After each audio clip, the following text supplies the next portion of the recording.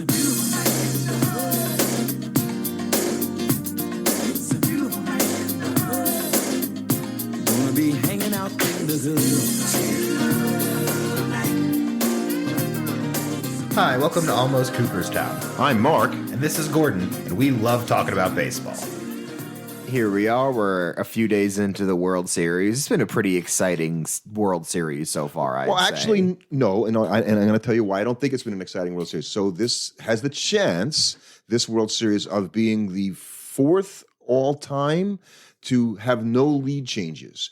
So far, in each of the first three games, the team that got ahead won the game. There was never. So if that happens in 7 games, Game 2 wasn't great. I'll give you that. But it didn't, because if it happens in 7 times, you know that the Right, lead, but I mean, there's no reason to suggest that it's going to happen in the next set of games. That many times. Right. In 1966, the Orioles swept the Dodgers. Never was led in every game the entire way. That had to be really boring.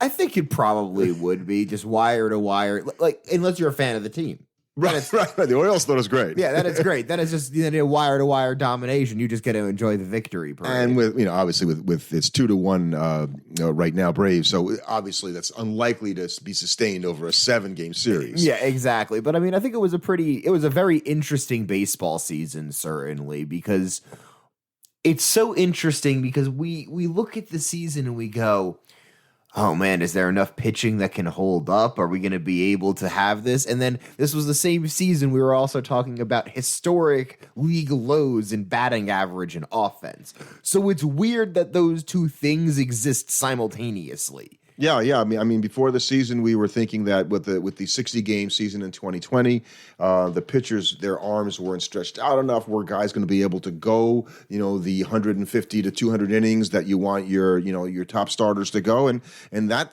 really happened only a little bit, not as much. There was an effect. There was an effect, but how much of the effect can we attribute to 2020 hangover, and how much can we attribute to the sticky stuff ban? Yeah, right. The sticky stuff thing I think affected the pitchers because they had to grip the ball differently, and we saw sort of a rash of injuries after that. We saw a rash of injuries, and we no matter what you want to say, you did notice that hitter averages improved after they banned that stuff. Right, not dramatically, but they improved. So they weren't as all-time bad as they were at that earlier stage. So it's still interesting, and so I think that 3 true outcomes. But I think as you saw throughout the season, you really noticed throughout the season, guys are getting better at hitting into the shift. Yes, and we see it in the playoffs too. I saw it last night. So I think what you're going to see is, as much as 3 true outcomes might dictate it, 3 true outcomes is dumb when you have to do very little to just slap a ball into left field and get a free hit. We have both said on this podcast repeatedly that these hitters are good enough to hit the ball into the open space. They just haven't been motivated to do it yet. Because they haven't been shown, but now they're starting to see, okay, you know what? The success is worth it. And it's not worth tanking my average 40 points because I'll hit 5 extra home runs across the season. And don't you think in the World Series, and we'll get to our picks, and we're going to be discussing what our predictions were. How they were not bad. They weren't indeed so bad. We have to talk about, was the World Series evident where hitting into the open areas is worth more in these clutch, and I kind of see it. Guys are doing it to a greater degree because they're only focused on winning now. Because, runs are at a premium. It's the same way defensive intensity in basketball and football kick up to a completely different level when you get to the playoffs. 3 true out, and when you think about it, you're not paid for being a great situational hitter over the course of a regular season. You're paid for hitting a lot of home runs. Right. So it makes sense that guys would have different approaches in the regular season compared to the postseason. And maybe that's a reason why you get sort of unsung heroes in the playoffs and World Series, guys that maybe aren't the big home run hitters, but come up big in the situation because they hit the ball the other way. They have that situational hitting talent. Their value becomes much greater in these higher pressure situations. Higher leverage situations. Yeah. So, we made our picks before the season. And like you said, we did okay without overstating. We everybody missed a few, so let's kind of go through what we talked about. And it was kind of interesting because we both were really sure the Yankees were going to win the division. Right, when we had the Rays, we had them sort of the as Rays our were second place team. I think I had the Blue Jays. Both of us were big on the Blue Jays, which that was great.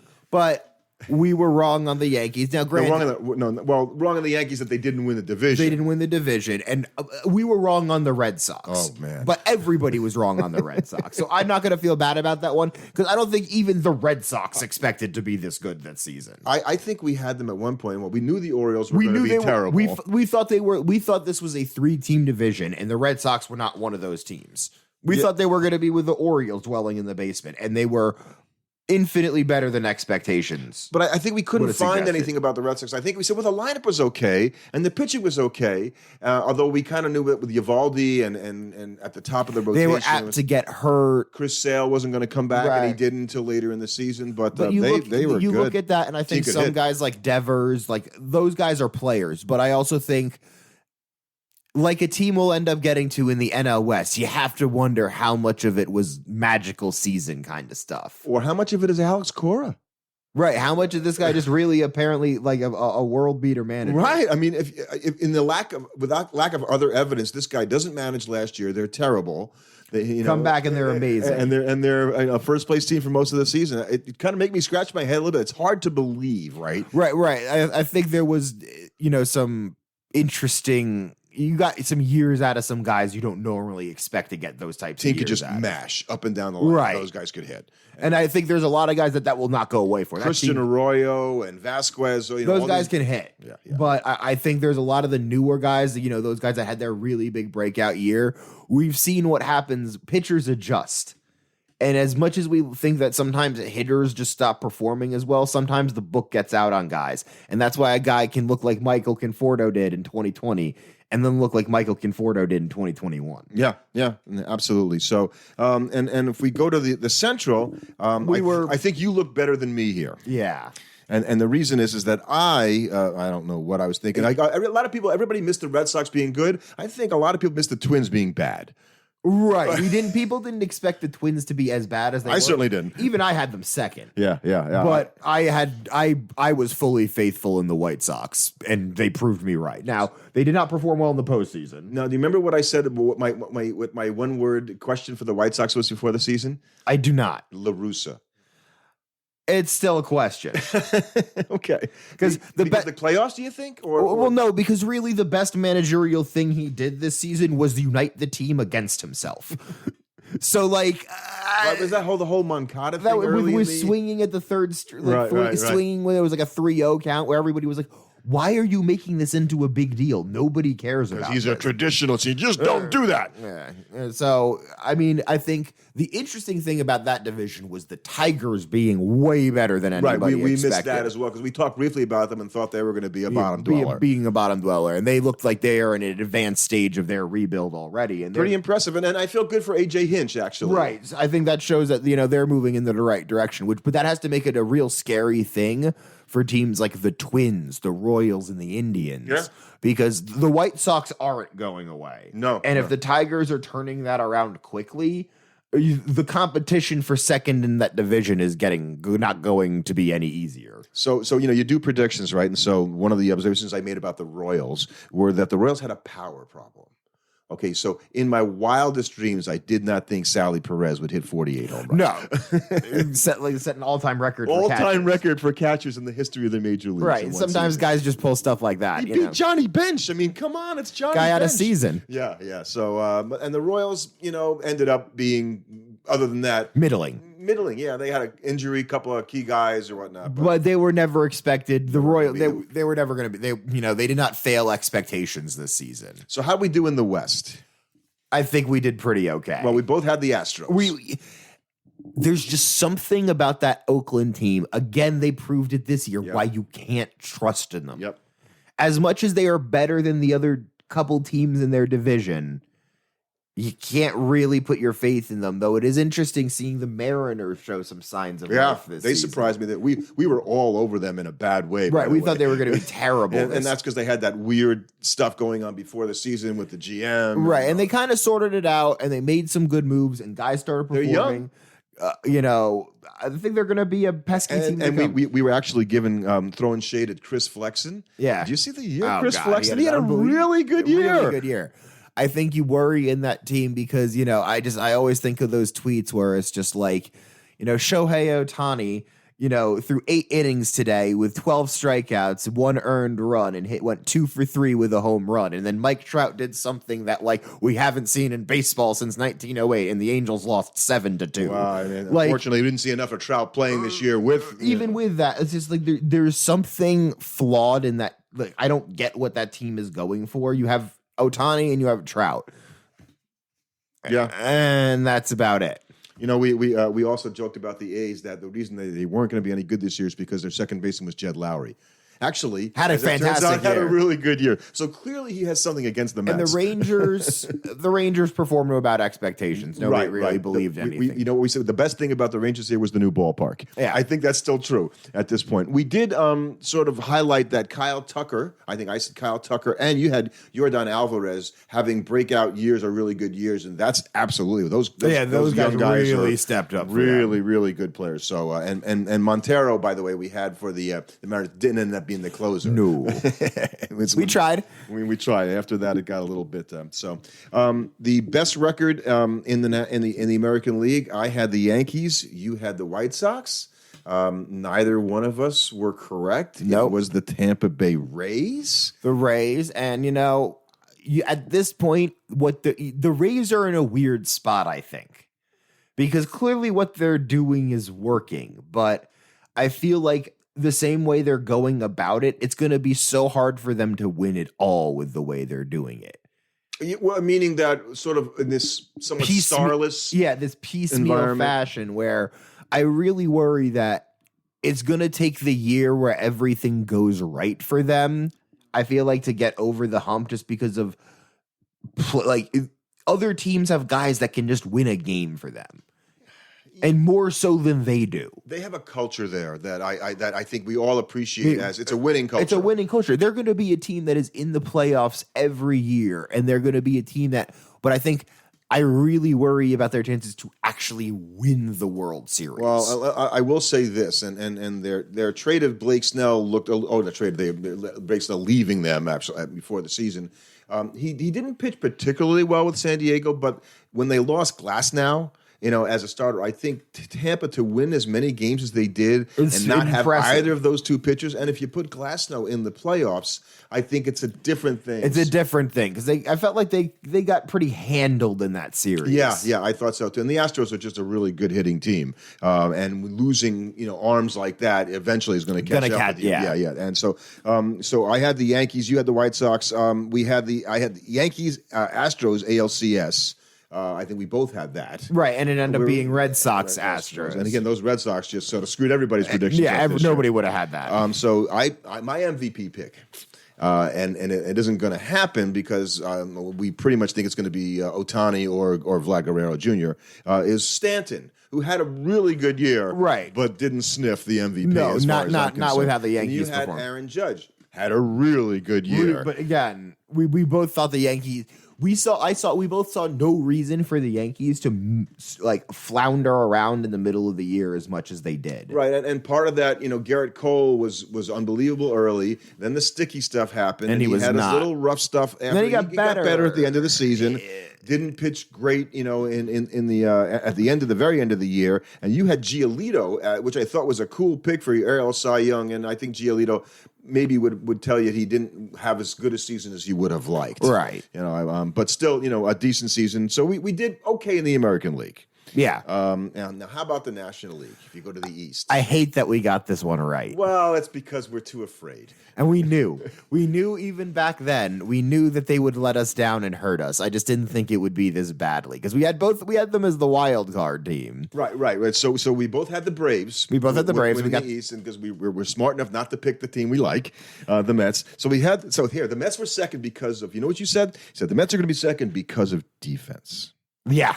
Which actually, through the first 2.5, 3 months of the season, the Mets were amongst the top 2 or 3 defensive teams, which was remarkable in a lot of ways. Now, they had Lindor at shortstop, and certainly that helps, but they just played better defensively this year. McCann is certainly better than anybody they had behind the plate. Yeah, they were a better defensive team. McNeil was good in the outfield in a way. We did not expect him to be good. But wait, there's more, because then Mark, that would be me, said it'll be fun It'll be fun to watch this team score runs. Yeah, you jinxed that. Wow. You should not have said that. That was a big mistake. The pain in watching them not score runs is what we got all season long. I couldn't have been more wrong. It was like they had perfected not scoring runs into an art form. Like, you would be like, surely there's no way this bases loaded, no out cannot result in any runs. And then, like Malcolm in Jurassic Park, life found a way. It was incredible. Yeah. The lack of clutch hitting was remarkable in its consistency. And the scary thing is we said the same thing coming out of 2020 about the Mets because they had the same issue all throughout. Well, no, they hit well during. Was it the 2019 problem? 2019 season. Right. So this is the second time in 3 years where they've had this like we just can't get hits to score thing going on. So the rest of the National League East, I don't even know. You know, like I was down in the Phillies. I had the Phillies like finishing last, and that did not happen. Okay, that was unrealistic. Yeah, because I hate the Phillies. Just kind of being that way. And we had the Nationals. Nobody could have figured what the Nationals would do with the injury to Strasburg, right? And then tanking it out, and then just deciding to go fully in the tank. And the Marlins, I don't know if trying to look at it from 10,000 feet, look at the Marlins. So they're still a young team. They have pitching. Are they poised to be better next year? Do they have enough players? The problem is unless Jeter suddenly opens up a pocketbook we don't know about or we're not expecting him to. Maybe he should work out and get into shape. They make it use. No, I'm just saying they're not me. They need hitters. Like that's the thing. They need to bring in a bunch of offensive players, and unless they make a bunch of Rays type savvy moves where they're able to bring in some of the right guys.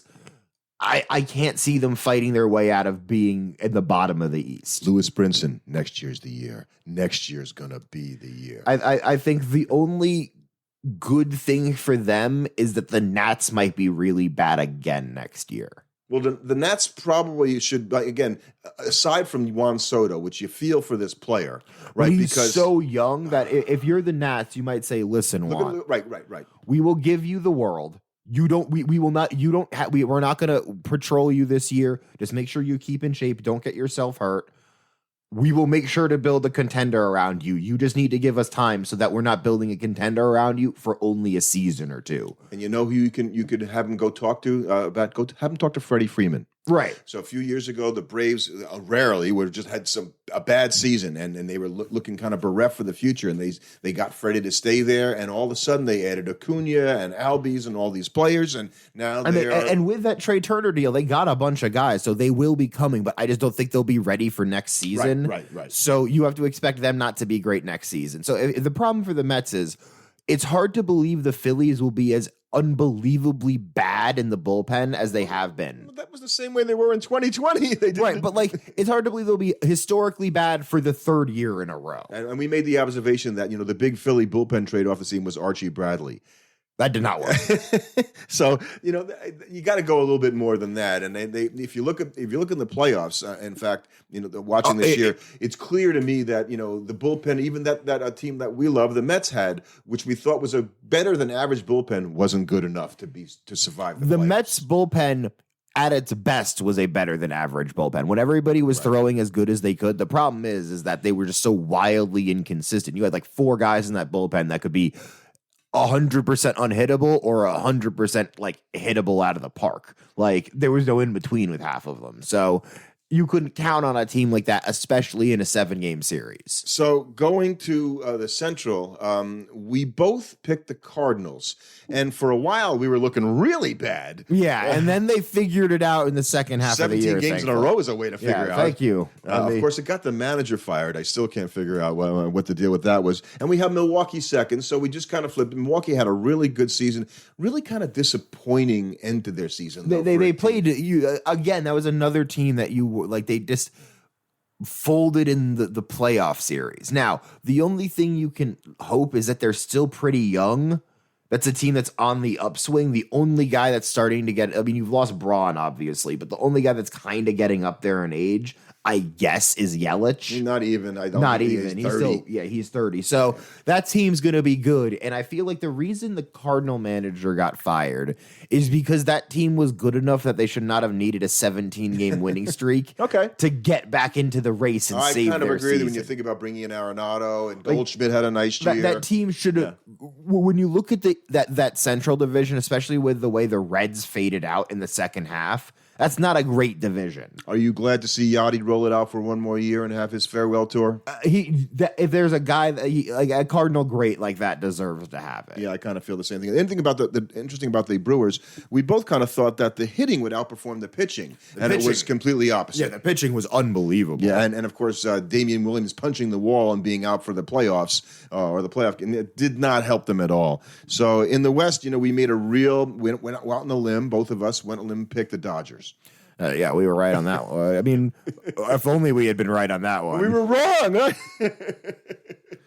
We were wrong. The Giants. I mean, they beat the team we thought they would beat, and they needed to beat. We just didn't expect the Giants. Giants and Gabe Kapler, first-year manager there. Obviously, he's managed the Phillies in the past. Nobody got that right. And what do you think about the Giants next year? I don't believe they do it again. So you put them in the Red Sox category, like I have more faith in the Red Sox than I have in the Giants. Okay, and I think having a team that has Kevin Gausman as your number 1 or 2, Right, you got so many. Like I said that about the Red Sox, but it's even more true about the Giants. They got so many unbelievable, and it's just. I'm sorry, it's hard for me to believe Wilber Flores is going to be a key integral part to a 110-win team multiple seasons in a row. Right, they had a year, that's for sure. Right, they had a year. But I also look at that team and think, how much is that team buoyed by the fact that they get to play the Diamondbacks and the Rockies? We made that comment that you got 38 games between those two teams, and you should fatten up on them. And those teams, both the Dodgers and the Giants, did. Yeah, if you go, because those teams might have gone something like 30-8 or something in those games and just cleaned house against them. And as much as we throw shade on the Rockies, they actually ended up having a better season than I thought they were going to be really terrible. And we both thought that Trevor Story was going to be traded. I'm surprised they did. I think the management for that team just looked at it like we cannot betray our fan base. Like we've stretched the good faith of our fan base as far as it can be stretched. And I wonder, because Colorado won a weird amount of games at home compared to their home away split was ridiculous. So if you're a fan, you're going to watch the Rockies. If you went to the game, of course, they won most of the time. So as a fan, you might have thought, well, that was kind of a fun season. Yeah, it's a much more going to be really bad, and we weren't that bad. And we weren't that bad. I think the problem for both the Diamondbacks and the Rockies is I look at those teams and go, what's their plan for going forward? Like at least with a team like the Marlins, we can see the building blocks they're putting together. Now, maybe this is East Coast bias with the Diamondbacks and the Rockies.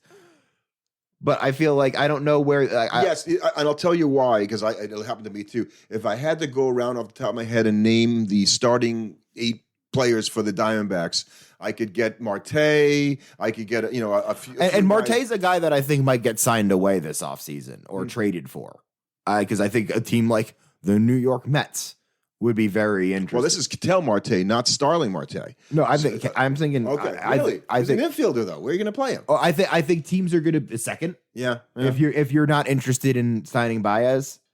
Yeah. Well, you need a second baseman. Then you need a second baseman, and he's a guy that because he brings some of the things you need to your team. So interesting. I still, like you, feel like the Diamondbacks have a lot of fixing to do before they're going to be any kind of a contender, particularly with the Dodgers and the Padres. But you're seeing now that turnarounds can be quicker. You don't necessarily need to commit to a 3 to 4 year rebuild of being god awful like you kind of used to. Let me ask you, what do you think happened to the Padres? They were sailing along, kind of like the Mets. I think similar to the Mets, the pitching just never felt like it was there for the Padres. And they had injuries, obviously. A lot of injuries. They started the season with the no hitter from Musgrave, and by the end of the year, I hardly even was Musgrave hurt or something. It felt like their pitching just wasn't there, and guys underperformed for them in that lineup. Yeah, except for Tatis. And then you just had guys missing time The trades they made didn't really. Yeah, Adam Frazier trade didn't really work out the way they hoped. They would have hoped. Yeah, so I don't know. I think that's a team that will bounce back with a new manager. Tatis going to stay at shortstop, or do you think they're going to move him to the outfield? I think they want to move him to the I outfield. think you're right. I don't know if he'll let them. And he did not have a particularly good defensive season. That's putting it That's nicely. being very nice. Yes. So, and of course, not to get off track, but there's a bunch of shortstops that are free agents this year, and guys that aren't necessarily playing shortstop right now, like Right. Correa, and even Trey Turner when he was playing second base for the Dodgers, not shortstop, are going to want to be paid when their contract comes up. In Correa's case, it's up now. As shortstops. So does Semien, who played shortstop this year for Toronto, even though he played a lot of second base. See, the problem that Tatis is being paid as a shortstop. that's a problem you're also going to run into. I don't know what Tatis is being paid right now. Oh, more than Lindor. Is he? Yeah. I think he's 35 a year or something like that. I didn't know that because I thought he was still on his rookie deal because he's so young. Maybe you're right. Maybe I'm wrong. So here's the problem you're going to run into. Are you really is Tatis going to want to get moved to another position to watch another guy like Correa come in and play shortstop and get paid way more money than him? Well, I don't know if they would pay him way more money. That's just it. I think even if he doesn't play shortstop, he can certainly be a $30 million left Oh, fielder. agreed. Yeah, I just think it's just interesting to think about that. That's a weird situation they have to deal with. So we both had the Braves and the Dodgers in the championship series. Yay, we got something right. Of course, we didn't get it right who got to the World Series. We both picked the Dodgers to get to the you know World Series. what? The Braves proved us wrong. They responded in that series. And Anthopoulos, the general manager, what an unbelievable job he did to bring in two guys that like Duvall three guys, Rosario, Duvall and Peterson. And Peterson. I mean, they just all contributed in a big way. And Soler. Yeah. Every move they made was the right move. Boy, just really, really impressive. And, you got to give it to the GM when he gets it done. Your team's got to love you. And I read a whole story about how the Braves were at a rain-delayed game, and they wanted ice cream, and they were at a away game, I forget where it was, and so they had a soft serve in the locker room, and they all went like crazy for soft serve, and so they asked the GM to get them a soft serve machine that they put in the Atlanta locker room, and he's like, a soft serve ice cream machine? These are like baseball players. Like okay, if these guys want a soft serve machine. And so Freddie Freeman would come in. His kid would come in every day, and he'd make a little cone for the kid, and everybody was sitting there eating their ice cream. And it brought the team in another way. They came together as a team. Right. You don't expect them to come together in that same way. Like it's just a weird thing that got them to unite. We both were wrong on the MVPs, and not that the picks were bad. You picked Acuna, and who could have seen him getting injured and being out for the year. And I had Juan Soto, who had another terrific year. The team sucked. Yeah, right. We could finish last without you, as they say. In the Cy Youngs, we both. We don't know who's won them. We had DeGrom. We would have been right. We would have been right. We would have been right. If the season honestly, was a half a season, we were honestly, right. if he pitched like 4 more weeks, we probably still would have been right. And we had Walker Buehler as an honorable mention as a guy we thought had a really good year. Had a really good season. He's just a terrific pitcher. So I'd say we did okay. I think we did pretty good. And I think it's, like we said at the time and we'll say now, it's pretty easy to make predictions because, most everybody's going to make the same picks. Right, exactly. The impressive people would have been the people that got both the Red Sox and the Giants being good, correct? Just took their words right out of your mouth. If you got both of those teams being good, then you clearly saw something that other people didn't see. Or somehow before the season you picked the Braves to win the World Series, which I wonder how many people would have done that. Not right a lot. Now, they got a 2-1 lead, so we'll see if that holds up. Thanks for listening. Subscribe to our podcast on your favorite platform. And you can follow us on Twitter at Almost Coop. The good.